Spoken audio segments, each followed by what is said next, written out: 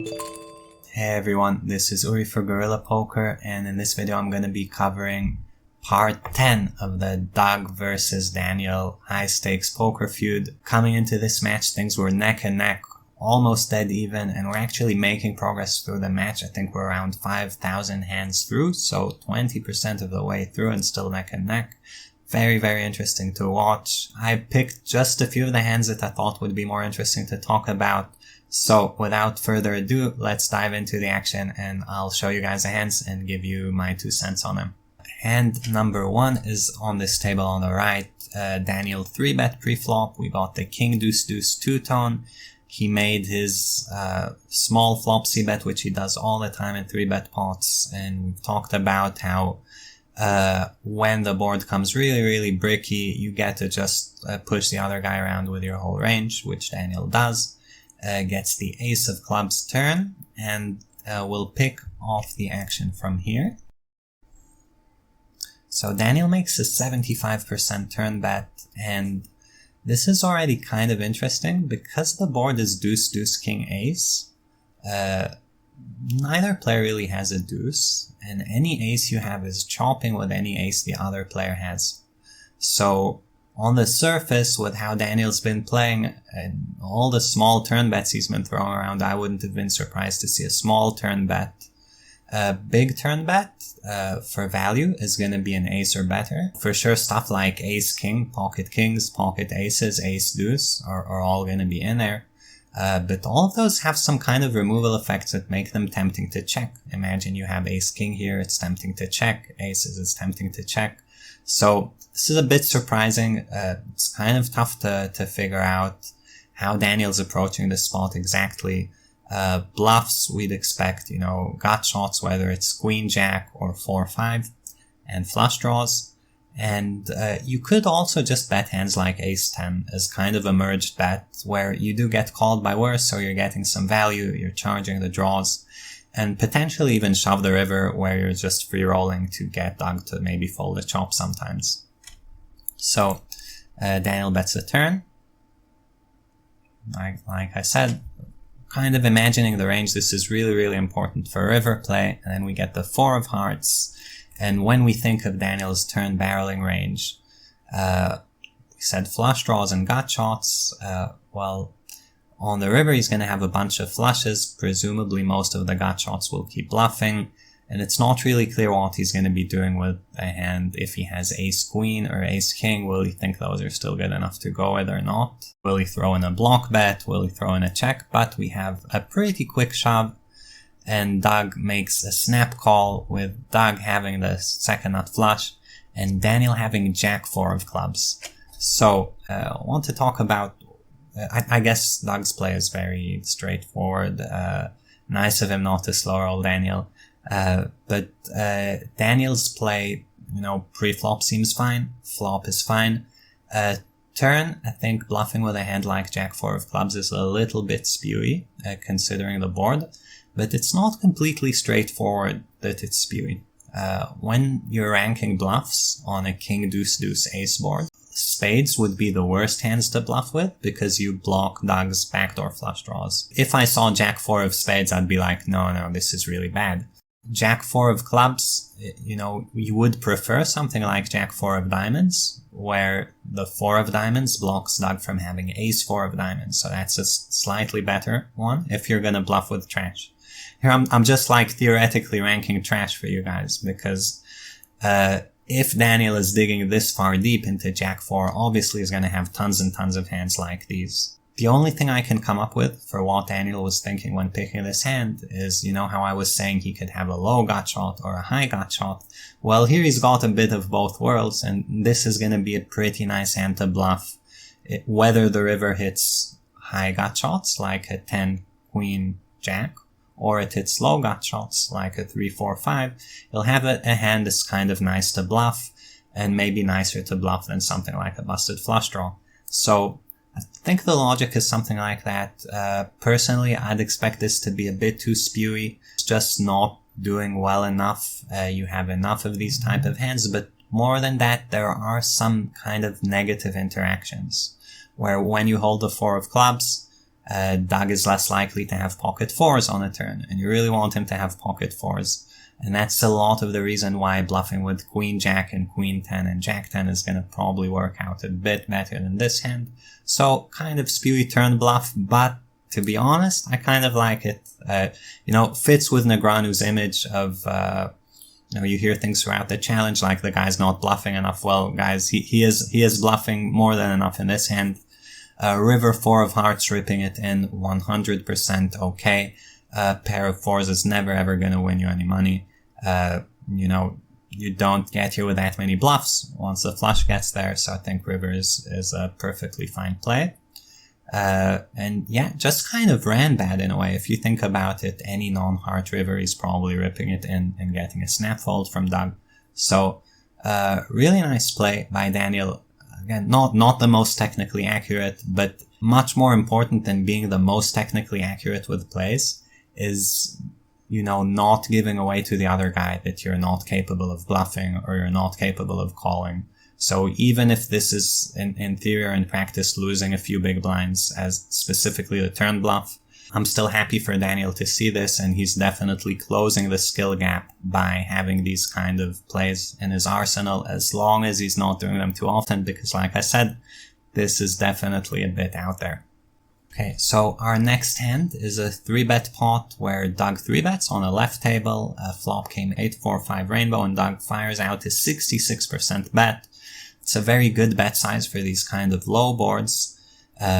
Different than the king deuce deuce that we had before, where you could bet really small. Here, if you bet small, Daniel will just not really fold anything, because, even the worst hands he could have, what's he gonna have, like the queen 9 suited, the 2 overcards, backdoor flush draw. It's hard not to have something going on when the board is really low. So you have to make big c-bets to make something happen. Doug betting, Daniel calling. King of hearts turn, where had Doug bet small, the king of hearts would be, good for both players. When he bets as big as he did, Daniel's forced to fold a bunch of king high hands. So the king actually gets better for Doug. He barrels it for half pot. 5 of hearts river and 5 of hearts river. This is really important to understand when you're playing heads up or 6 max and there's half pot left on the river. Don't get scared by the fact the other guy could have some trips. It doesn't really matter. If you had a hand that was shoving anyway, it probably should still be shoving on a 5. Even if it's something as weak as like ace 8, pocket 9s, don't think the 5 is really going to change enough in terms of those hands for shoving when you're at this little money behind. You just have to kind of go with it. So we get to the river. I'll pause here, and you guys can also try thinking, what kind of bluffs would you expect Doug to have on an 8-5-4 king rainbow board? I think that's a really interesting question, and we can pause the analysis for a little bit, think about it, talk about it, and then we'll actually take a short look through PO Solver just to see what PO Solver is doing there. We'll let you guys think, and assuming you've already thought, I'll give my 2 cents and we'll jump into the solver. So first thing is, because the board is rainbow, there are no flush draws. You do still have a suit preference for bluffing, and that's always going to be the non-backdoor draw, which means hearts, because Daniel is more likely to float you on the flop with spades, diamonds, and clubs, and those are going to be folding. So you definitely prefer to bluff with hearts if possible. Certainly anything with a 6 or a 7 is a prime candidate to bluff, but you don't have too many hands with gut shots on this board. So we're going to have to dig deeper and just take a bunch of hands, which we'll call them 2 overcards to the 8 hands, which could be 10-9, Jack-9, Queen-10, Queen-Jack, all of those type of hands, with a suit preference to having hearts if possible, but probably a bit all over the place. So very, very aggressive betting on a king. That's going to be my guess, and we'll now jump and look at the output of the solver to see what PO Solver thinks about this kind of situation. First thing we see, like I said, all the gut shots are betting, right? All the offsuit 7s, all the suited offsuit 6s, 7-3, 7 deuce, like just 100% betting with gut shots. But like I said, because we don't have enough of those, we're going to have to dig deeper. And here we see a bunch of hands like 10-9, Jack-9, Jack-10, Queen-9, Queen-10, Queen-Jack. All of these hands are throwing in bets very, very aggressively, even going so far as to have hands like Ace-9 and Ace-10. Ace-9 and Ace-10 are kind of bluffs that solver likes a lot, where when you bet something like Ace-10, you'll see that your opponent is folding Ace-Jack and Ace-Queen, but he's calling Ace-Deuce, Ace-3, Ace-6, and Ace-7. I call these showdown value bluffs, and solvers always manage to find these, but for us it's always a bit tougher. But yeah, either way, we see the bluffs, and I'd guess that we would have a preference for yeah, it looks like I have the suits wrong, but for the suit of the king, so for diamonds bluffing.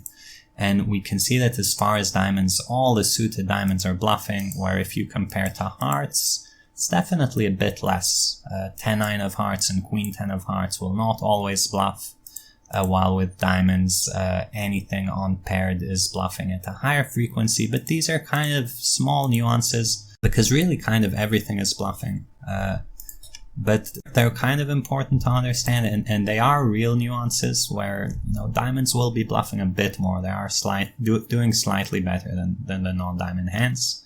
But yeah, that kind of does it for the bluffing. Like you guys see, Doug gets to be extremely aggressive on the king, barreling very, very wide, and finding the bluffs might not be the most intuitive thing in the world. On this kind of board, you can't go only draws, especially when the king is a rainbow king.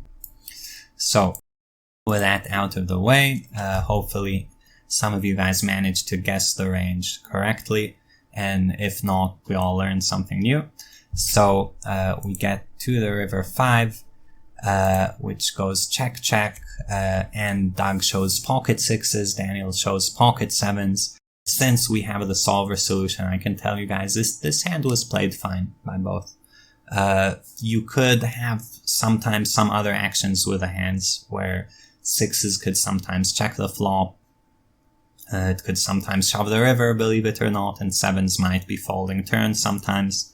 But overall, well played by both guys. And just a cool hand to see, where you see the level of technical mastery in a way. Because barreling 6s on a turn is very, very non-intuitive, but solvers like it. And like I said, there are always some magical things going on when you make these hand choices, where 6s gets called a lot by worse, gets a lot of 2 overcards to fold, and overall, you know, it's not the best line, but it is the line the solver prefers to take. Okay, so our next hand is going on the table on the right, which is a single raise pot. Flop went check, check. Doug elected to not c-bet, and in these scenarios, we'd expect him to have kind of a polarized range. So, you know, kings and queens check back, jack X, and then ace deuce type of hands, and then stuff that's kind of all over the place. Daniel probes the turn for a 66% size.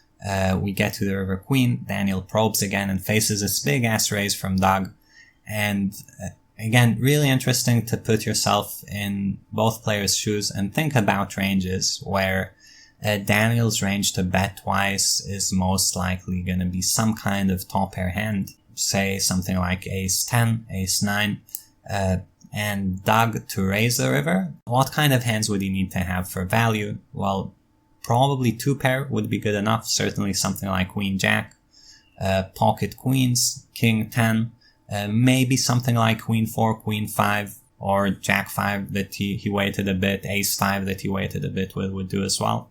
So definitely lots of potential value raises for Doug.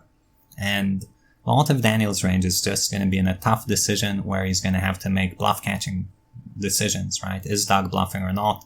We've certainly seen that Doug is capable of bluffing. It's also interesting to think, which hands would Doug bluff with here? Should he start going for blocking the straight, where he has like pocket kings, pocket 10s? Should he look to block 2 pairs and, you know, bluff maybe with actually something like king 4, or king 5, or a 5-3? All of these are potential options. So let's see what happens on the river. Daniel calls fairly quickly with ace 3.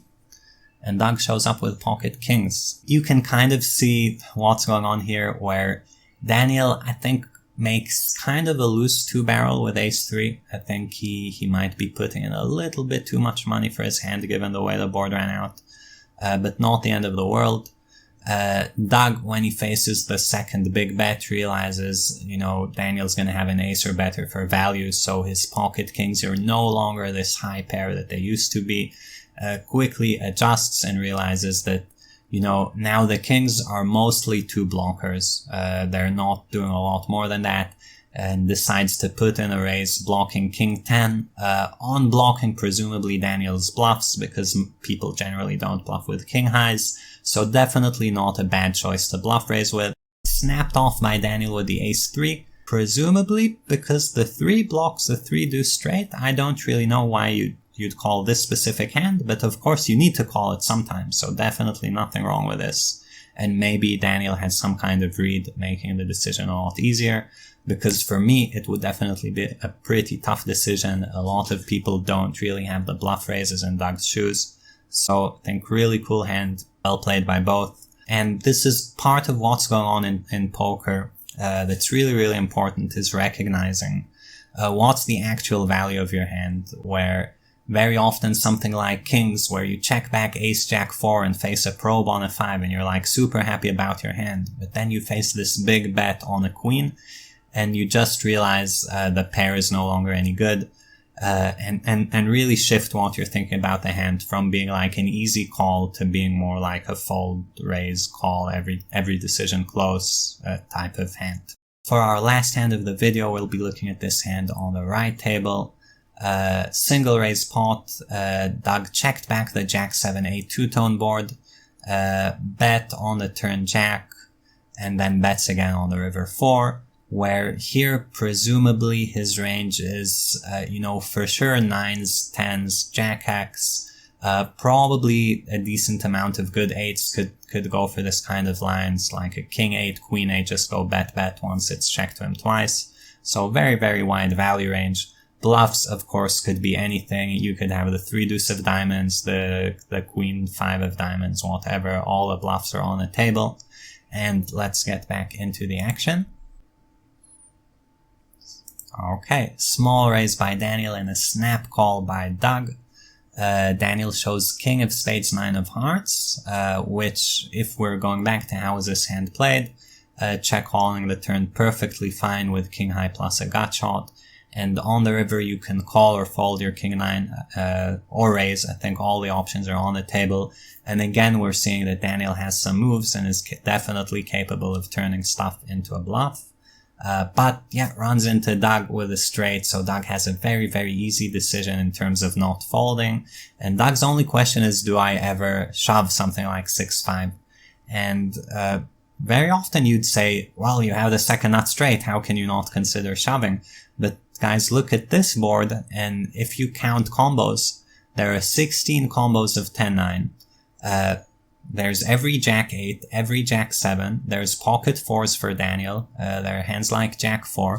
And 6-5, even though it's the second nut straight, because the board is paired, it's very, very, very far down in the list of hand values. And I think perfectly reasonable to not even consider throwing in a raise here. It's just, you're probably ahead, but you do need to get called by worse more often than you get called by better, and there are a lot of hands that are beating you here. So, I think well played hand by both. We're again seeing moves by Daniel. There were a lot of bluffs by Doug in this session as well. I feel like the hands I'm showing you guys is mostly Doug calling Daniel's bluffs, which is, again, nothing against Daniel. It's good that he has the bluffs, and Doug is definitely getting in there and not folding, as he's publicly stated. He's not, like, if he's making good hands, Daniel's gonna get paid. I want to show you guys one last hand where things go a bit the other way around. For our last hand of the video, really last hand, action picks up on the table on the left. Doug check raised the flop, pot bet more or less on the turn, gets the 7 river, and at this point, for him to check raise and barrel, we're expecting a bunch of draws. 7 definitely interacts with some of them, but 7's a bit deceptive in that sense, because if Doug had 6-7, 6-7 improves only to a pair. So, sure, 6-9 and 6-4 improve to straights, but how often is he check raising and barreling those? So the 7 is kind of you can ask yourself, is it a good card for Doug? And the answer is certainly yes. And even though the 7 is not improving Doug to a lot of new nut hands, what the 7 does is it improves a lot of Doug's bluffs, namely 6-7 and 9-7. It improves those to pairs.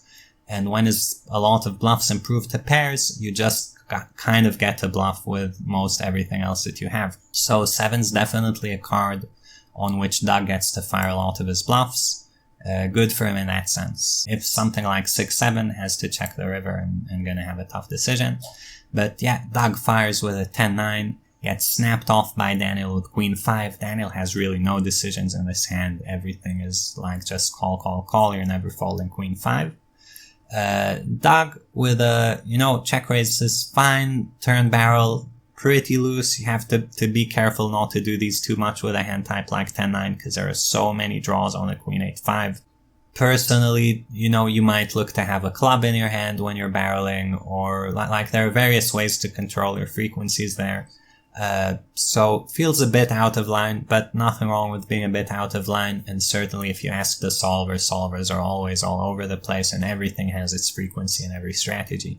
So hand is fine. Just wanted to show you guys things are going both ways. Overall in this session, Doug won roughly 2.5 buy-ins to take a lead of, I think, roughly $125,000 in a match. Things are really neck and neck. 125 is roughly 3 buy-ins, so absolutely nothing in the grand scheme of things. Both players getting in there, and really the edge goes to whomever recognizes what the other guy is doing better, where here we just see the showdowns. We see Daniel going for it with a Jack-4.